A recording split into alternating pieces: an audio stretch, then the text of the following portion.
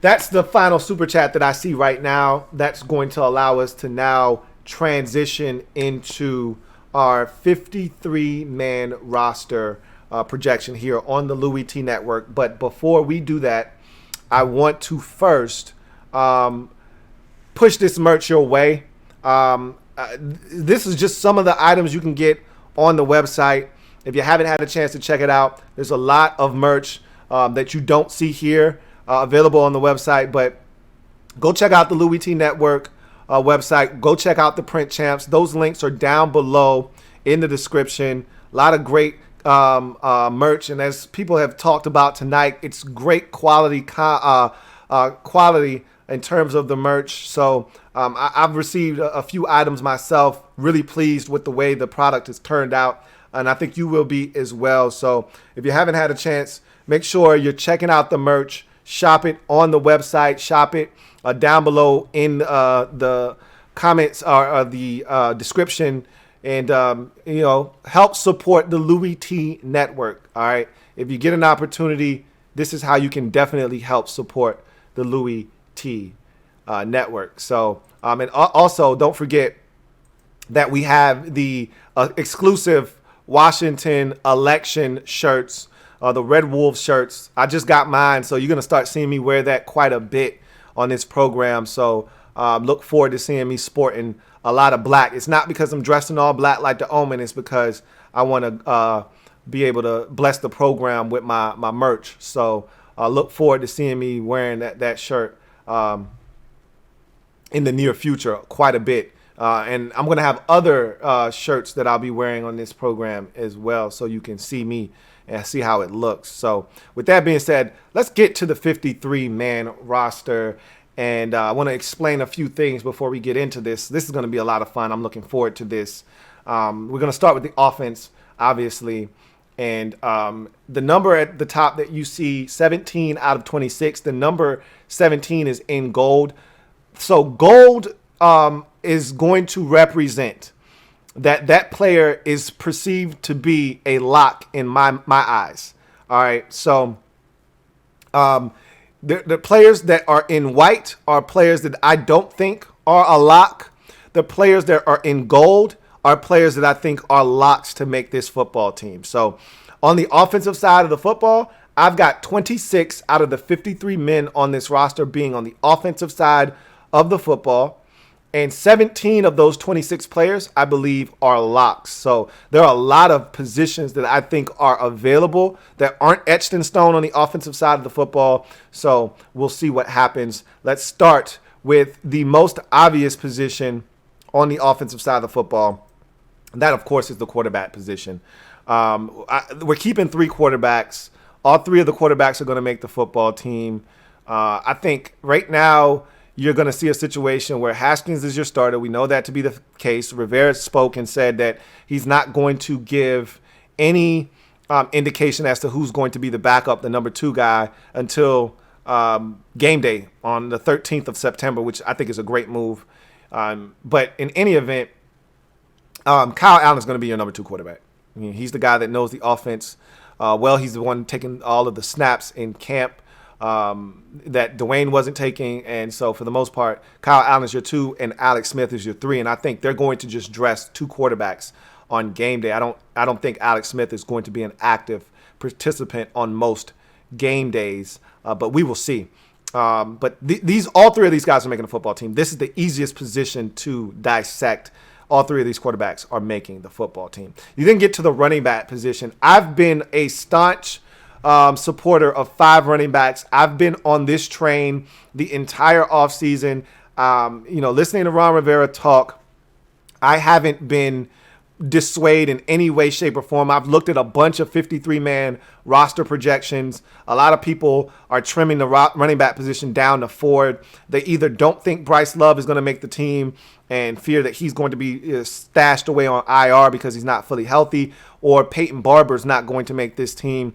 Rivera has talked about every single one of these running backs at some point, and multiple times all 5 of these backs.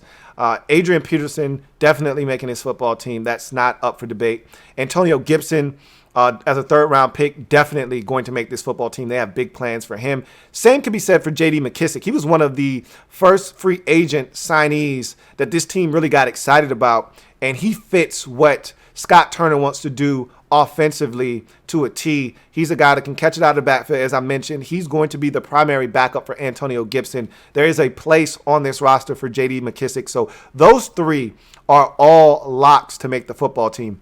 Where things get a little murky at the running back position is then Peyton Barber and Bryce Love. I think both of these guys ultimately make the football team. But as I've mentioned, there is no current backup to Adrian Peterson as a first and second down back. Maybe Antonio Gibson evolves into that, but I don't think he's there right now. I think Peyton Barber gives them what they would lack in not having Adrian Peterson available. And so Peyton Barber, to me, is that guy that makes the football team. And I'm just not buying all of the Bryce Love isn't going to make this football team talk. I don't believe it. He's one of those guys, I don't think you can sneak through waivers and get onto the practice squad if you cut him. If you wanted to put him on IR and have him be on IR for the entire year and have him count against your cap and count against your roster, you could do that. And that's something that they could do without exposing him to the rest of the league. But I just don't think that Bryce Love is getting cut. If you cut Bryce Love, if you subject him to waivers, I don't think you get to see what Bryce Love could truly be because he's going to end up being swooped up by someone else, getting healthy, and we may regret that down the line. So I just anticipate Bryce Love being on this 53-man roster. I just don't see how you can part ways with him. Then you get to the next position, and it's the wide receivers. I think the first four are absolute locks. Don't think there's any real discussion there to be had. Terry McLaurin, Steven Sims Jr., Antonio Gandy Golden, the Gandy Man, Dontrell Inman, all locks to make this football team. And I don't think there's really any debate there to be had. Where the real discussion comes in at the wide receiver position is at the back end. Do you keep 5 or do you keep 6? I've seen a bunch of 53-man roster projections with 5. I've seen a bunch with 6. I was initially on the 5 train. I'm now convinced that they're going to go with 6 wide receivers. And so I've said all along that Cam Sims has earned the right to be on this roster. You could easily make him a lock here, but I'm not going to do that because of how the back end of this roster is going to be. He could easily not make this football team. I just don't see how, with the body of work he's put in this camp, how he would be able to be left off of this roster. So I think Cam Sims makes this football team. But then the thing that gets really interesting, I've seen people think that Isaiah Wright is a lock on this football team. A guy like J.P. Finley has Isaiah Wright as a lock. I just don't see how you can have Isaiah Wright as a lock on this football team, even though he's reportedly a core special teamer and a guy that they really like. Rivera talked about Isaiah Wright not really having all of the experience that they were looking for, and that he really was hurt by not having OTAs and minis. And he said, he's one of the guys that really was truly hurt by not having, all of the extra exposure that he would have had to the coaching staff and all of the extra reps he would have gotten. That was somewhat of a little bit of a precursor to what I think is going to be him getting cut and stashed away on the practice squad. But I'll take it a step further. I've talked about this already, so you guys know where I'm going with this, but you can get Isaiah Wright onto the practice squad. Like, you don't have to keep him on your 53-man roster. He wasn't drafted. No one knows what Isaiah Wright is out here doing. And furthermore, there's no film on Isaiah Wright in the NFL. So you don't have to fight with anybody. No one's coming and taking Isaiah Wright away from you. So if you're going to keep a sixth receiver, it doesn't have to be Isaiah Wright. He can be on your practice squad, and if you need to pull him up, he will be available for you to do that. And then I'll take it another step further. When you look at this group of receivers, look at it closely. Steven Sims is the only true slot receiver here. Terry McLaurin isn't a real slot. Antonio Gandy Golden, Dontrell Inman, and Cam Sims are all bigger-bodied receivers. you need another guy that kind of mirrors what Steven Sims Jr. gives you in the slot, a smaller jitterbug type of receiver. If you and I will say this, they've talked about Isaiah Wright working in the slot and that he's done some good things there as well, but he's also a bigger guy. When I look at Trey Quinn, to me, he has that veteran experience Rivera covets. He also plays every special teams, and he's a guy that can back up Steven Sims Jr. and give them that little slot jitterbug that I don't think anybody else provides them with on the roster. Therefore, I got Trey Quinn making this football team. He may not make it, but that's the way I look at this. Trey Quinn, to me, wouldn't be able to be snuck onto the practice squad. You'd lose Trey Quinn when you could still keep Trey Quinn if you want him and still have Isaiah Wright at your disposal because he'll be able to be stashed away on the practice squad. It just makes too much sense. Trey Quinn, to me, is the guy that ultimately makes the roster at the wide receiver position. As we move forward to the next position, it's the tight end position. This one is pretty simple. Rivera has only talked about 3 tight ends this entire camp. Now, I want to give you some names to watch at every position that I believe there are names to watch. I've given you the one name to watch at the receiver position. That's Isaiah Wright. If Quinn doesn't make it, Isaiah Wright will. If they only keep 5, neither one of those guys make it, and then Trey Quinn also becomes a name to watch as a guy that they try to get onto the practice squad. I just don't see that happening. But when you get to the tight end position, this one's pretty cut and dry. I have every 53-man roster projection I've looked at has the same 3 guys, and it's really because Rivera hasn't talked about anybody else other than these 3 guys. It's been Logan Thomas, it's been Marcus Ball, it's been Jeremy Sprinkle. Logan Thomas is the only guy that I'm 100% sure is going to be on this roster. I think Marcus Ball feels pretty safe. He feels like a guy that could have easily been a lock for me, but I'm not comfortable locking up Marcus Ball, but he's going to make this football team. Sprinkle is the one guy that if they were going to go in a different direction, he'd be the guy that would be in the most trouble. And the 2 names that you would look out for at the tight end position, the 2 names to watch would be Richard Rodgers, who they signed as a free agent, that's had experience around the league, multiple stops, including Green Bay, and Hale Hinches. And remember, Richard Rodgers' father is actually on the coaching staff. So that's an interesting dynamic there as well. I don't think that's going to have any impact on him making this football team or not, but I digress. Hale Hinches is a guy that we saw some good things from at the end of the season, but from an athletic standpoint, I think he pales in comparison to all 3 of these guys that we're looking at in Logan Thomas, Marcus Ball, and Jeremy Sprinkle, and I think that right there is probably what's going to keep Hale Hinches from making this football team. But Rivera talked about all 3 of these tight ends individually. He said, look, Logan Thomas is the guy that we think has the chance to be the most complete of the group. We think his upside is through the roof.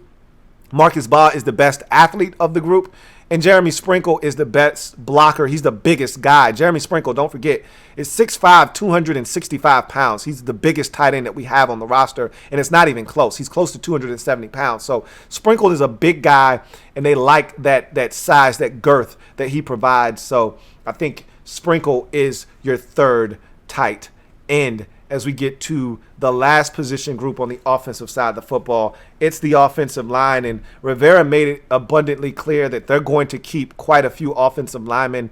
I think that they're ultimately going to keep 9. There's a question as to whether the 9 consist of 5 tackles and 4 interior offensive linemen, or do you go 4 tackles and 5 interior offensive linemen? I think you go with the latter. 4 tackles, 5 interior offensive linemen. I could honestly say if I get one wrong on the offensive side of the football, I think it's going to be here at the tackle position.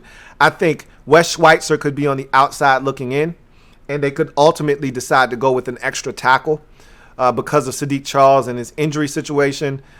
Just not knowing how he's going to be for the start of the season, it may force them to hold on to a guy like Cornelius Lucas, who's a name to watch at this particular position. But I don't think that if they're confident in Sadiq Charles being ready for the start of the season, I think you go with David Sharp and Sadiq Charles as your backup tackles. and Jaron Christian, Morgan Moses. As you can see, 6 guys are locks to make this football team. I've got the starting 5 in there: Jaron Christian, Wes Martin, Chase Roulier, Brandon Sheriff, and Morgan Moses.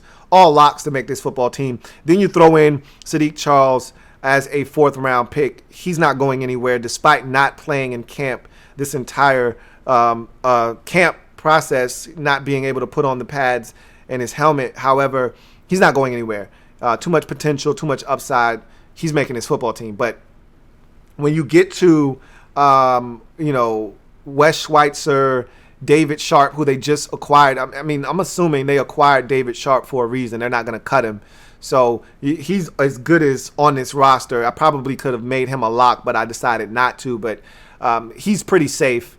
Keith Ishmael is a guy that has shown as a later round draft pick that he can provide them with depth at multiple positions. His versatility, I think, has landed him on this roster.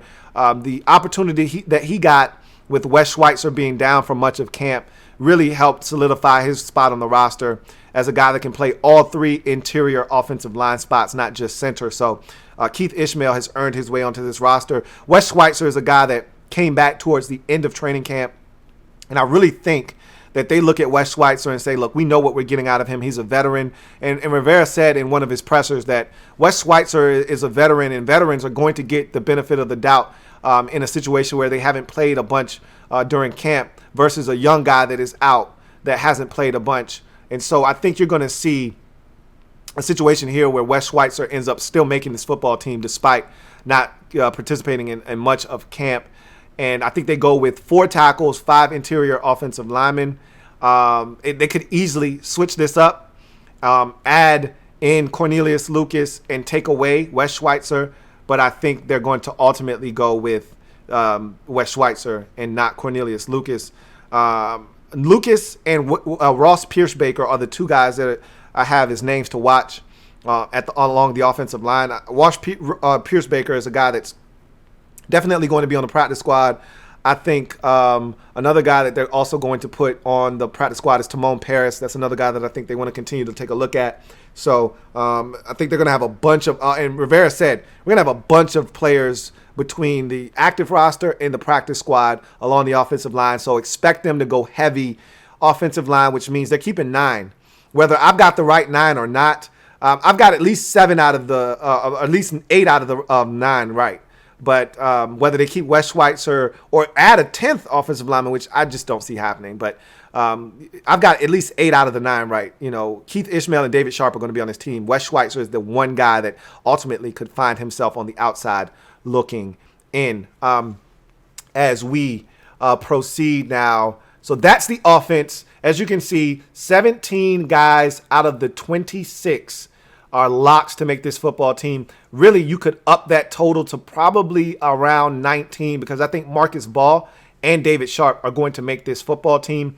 But for the sake of this argument, I'm just going to say that those guys are questionable, still questions to be answered, and so those guys aren't locks. But that's what I perceive to be the offensive side of the football, and that's my rationale and my thought process as I've dissected the offensive side of the football. We now go over to the defensive side of the football, and as you can see, I've got 24 players. Obviously, you could do the math.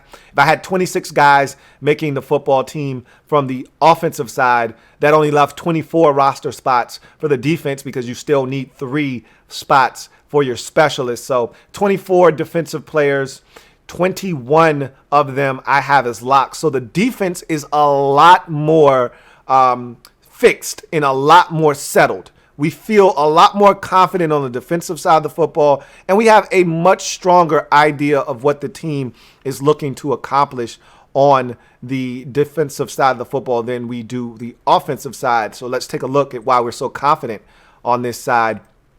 And it starts with the defensive line. I've got 8 here on the defensive line, 4 edge rushers, 4 interior defensive linemen. I don't think this is really much of a debate with these 8. You could add a 9th guy in here, and there are two in particular. We'll talk about them here in a second, but I want to run down this list of guys that we know are making this football team. Chase Young, Jonathan Allen, Daron Payne, and Montez Sweat are the four guys that I perceive to be the starters on this football team, and I think when we get to week 1 versus Philadelphia, those are the guys that are probably going to start the game. But you're going to see a lot of the other four guys as well: Ryan Kerrigan, Matt Ioannidis, Ryan Anderson, and Tim Settle. All 8 of these guys are no-brainers to make this football team. Now you look at the names to watch. James Smith-Williams is a 7th-round draft pick out of NC State that they really like. And that's a guy to watch, as well as edge rusher Jordan Brailford, who was drafted a couple of years ago out of Oklahoma State. They like his get-off, and they like his ability to win off the edge. James Smith-Williams has the advantage on the special team side of things. And so those are 2 names to look out for. It would not shock me if one of those guys made it 9 along the defensive line and made this football team as we get to the next position, which is linebacker. These linebackers are really interesting. I think we've got the most talent we've had at the linebacker position in quite some time. More diversity for sure along this group. Cole Holcomb, Thomas Davis Sr., Kevin Pierre-Louis, Sean Deion Hamilton, and John Bostic are all locks to make this roster. 5 guys that we know are going to make this team for sure, but they're going to carry at least 6 linebackers. Obviously, you notice the omission of one Reuben Foster. He's a name to watch with this group here, because I think if they had their way, they would release Reuben Foster. No one claims him on waivers. They stick him on IR, on the practice squad, and they allow him to continue to heal. And they come back and they do this thing again next year with him on a 1-year deal, something along those lines. But we'll see what happens.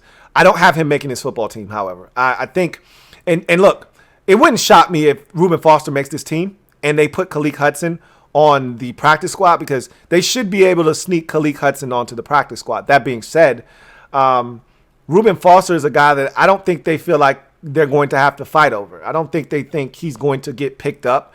I don't think that he's a guy that's shown anything in camp enough to where they feel like they have to keep him on the 53-man roster. He's been running with the 3s, as I've told you, and I told you this last week when we went inside the pictures. He hasn't been getting a lot of run with the 2s or the 1s for that matter. So I think Reuben Foster isn't going to make this football team. I think a lot of people are thinking of Reuben Foster when he was healthy. They're thinking of Reuben Foster when he was coming out of Alabama. That's not the Reuben Foster that's performing right now. So I think he's going to be on the outside looking in. He's the only linebacker at this position that is a name to watch. He could easily be on this football team. I'm not counting him out, but I don't have him making my final 53-man roster. You get to the next position. It's the cornerback position.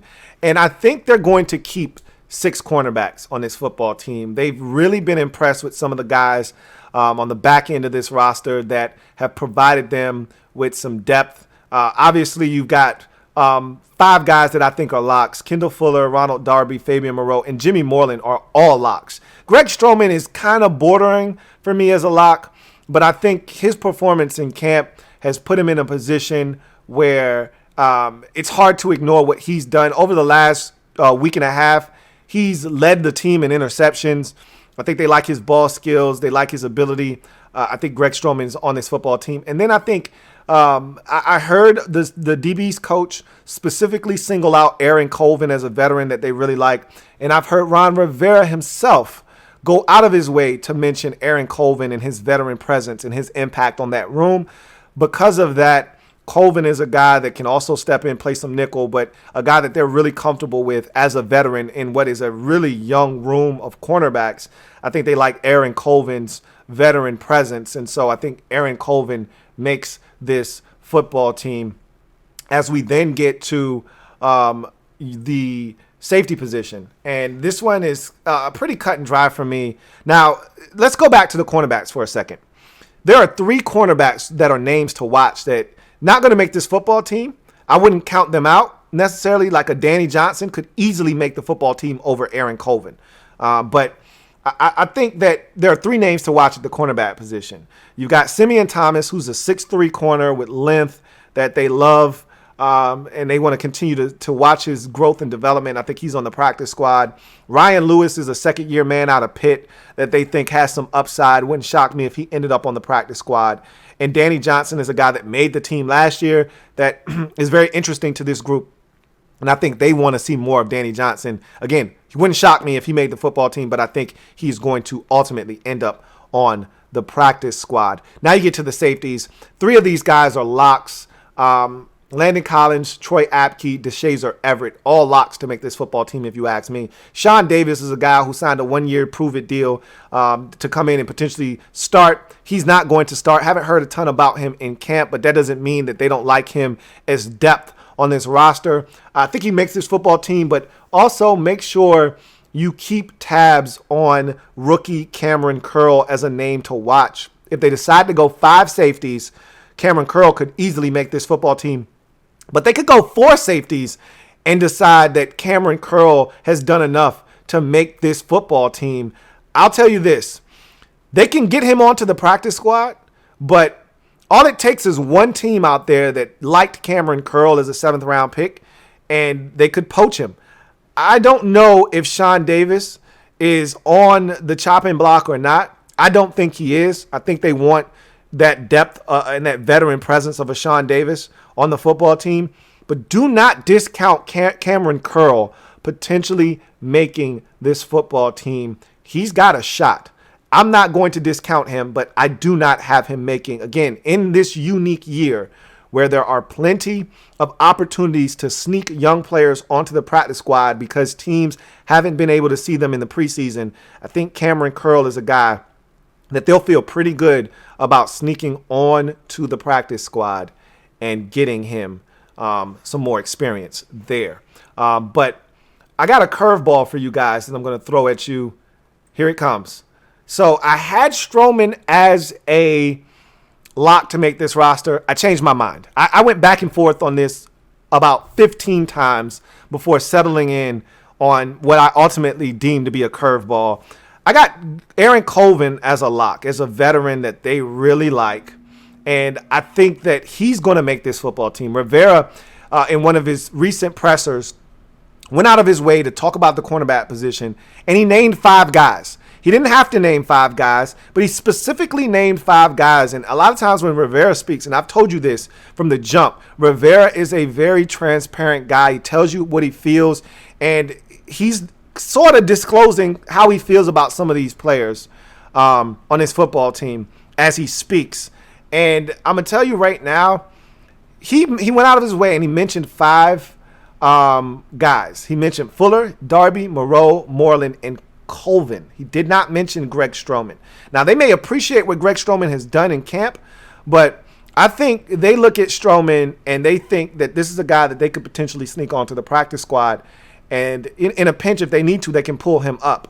But the guy that I think ultimately takes his spot on the roster is James Smith-Williams. And I remember telling you this. Remember I told you that Rivera said that he's going to sit down with Nate Kaiser, our special teams coordinator, and he said, I'm going to have him make a list of guys that he thinks are, important, and he's going to have him rank them in order of importance as to how they can impact the roster. And I'm going to have him give me that list, and I'm going to take that into consideration when we get to the back end of the roster because I don't want to leave Nate high and dry. That's what he said about the special teams side of things.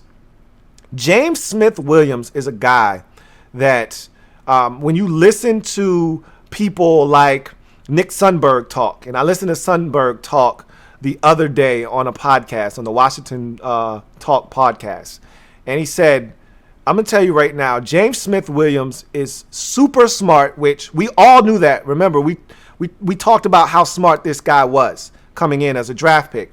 But he said this guy is a physical freak. And that's one of the things that this coaching staff became enamored with when they worked him out at the Senior Bowl. That's when they first fell in love with James Smith-Williams at the Senior Bowl. They saw his size, they saw his athleticism, and they said this is a guy that if he's available late in the draft, we're going to take. And he was, and they took him. Not a lot of production at NC State, but this is a guy that they think has a chance to be a standout on special teams. So check this out. Nick Sundberg said, this guy is a physical freak, and Nate Kaiser is going to have some fun with him on special teams as a core special teamer. Nick Sundberg knows a lot about special teams. He's a core special teamer himself. He's seen a lot of guys come through the building. He knows what a guy on special team is supposed to look like, and he thinks that James Smith-Williams is it, and he thinks that Nate Kaiser wants James Smith-Williams on the football team. I'm just going to tell you right now, James Smith-Williams has a real legitimate shot at making this football team because of what he can provide on special teams. And Rivera has talked about how important special teams will be making this football team. So there's my curveball as we wrap this thing up with the last position, and that's the specialists. You got your three specials. Tressway as the punter, Dustin Hopkins as your place kicker, and Nick Sundberg as your long snapper. That's not going to change.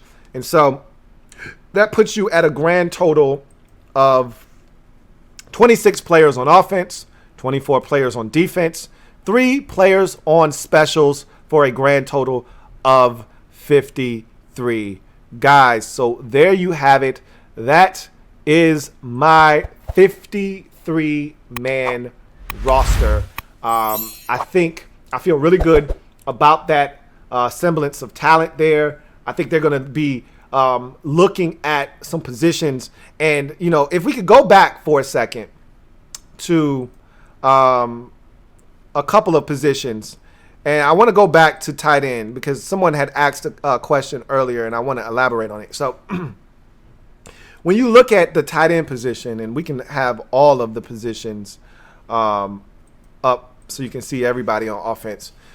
The reason that I have 2 tight ends not in gold and I have those guys as players that aren't locks is because I could easily see a situation at tight end where the team likes a couple of players that have been released by other teams at the tight end position in particular, and it comes at the expense of a Sprinkle or Marcus Ball. You know, I could easily see that happening. I think Ball is a lot safer than Jeremy Sprinkle, but what if the Browns, in a surprise move, release David Njoku? It's not happening. Trust me, that's not happening. But obviously, he'd have to clear waivers by Cincinnati. Cincinnati would probably snatch him up first. But let's just go with the crazy premise that he's not snatched up by Cincinnati.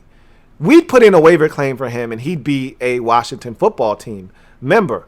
And Marcus Ball or Sprinkle or a guy like that would easily be off the roster just like that.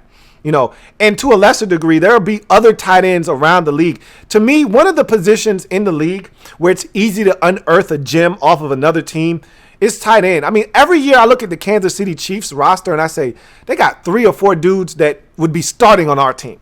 You know, their 3rd tight end would be starting on our team. Their 4th tight end would be no less than a 2nd tight end on our team. The 49ers have at least 3 tight ends that would be starting on our team. And so when I look at other teams around the league, they can't all keep their tight ends. Some good football players are going to be released at the tight end position. I think you could see a Jeremy Sprinkle, a Marcus Ball. I think those are guys that could easily be, moved on from. Initially make the 53-man roster.